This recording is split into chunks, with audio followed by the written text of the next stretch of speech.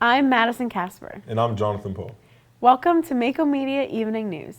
Today at NSU, the Global Mosaic Student Council held Red Shawl Day tabling at noon located at the Don Taft University Center Spine.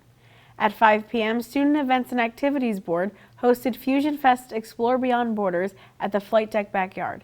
Happening right now, the Center for Student Leadership and Global Engagement is hosting optional practical training information session in the Don Taft University Center second floor lounge and virtually. Congratulations to NSU women's basketball on beating Florida National University, winning 126-45, making NSU women's basketball history with the most points scored in a game at home.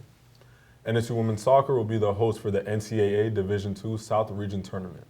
Both the first and second round will be held at the NSU Soccer Stadium. They will face the winner of number 3 seeded Lee University against number 6 seeded Montevelo. That game takes place on November 21st. Winner of that game will face the number 2 seeded Nova Southeastern University on November 23rd. Outside of NSU, Cincinnati Bengals star Jamar Chase will be fined $500,000 and suspended 1 game for unsportsmanlike conduct after spitting on Pittsburgh Steelers cornerback Jalen Ramsey. This was during the Steelers' win against the Bengals this past Sunday, where the Steelers won the contest 34-12. Tomorrow, the weather in Davie, Florida is expected to be a low of 69 degrees and a high of 84 degrees. Expect to see sunny weather and a few clouds. A controversial bill heads to a small group of South Carolina senators today. It will let judges sentence women who get abortions to decades in prison, and it could even restrict access to IUDs and IVF.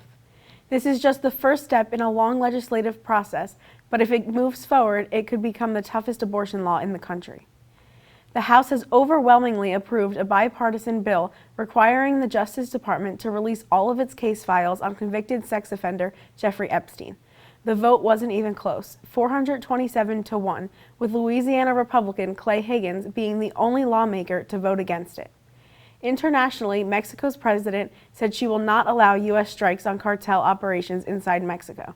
Her comments come one day after President Donald Trump said he'd be willing to do whatever it takes to stop drugs from entering the United States.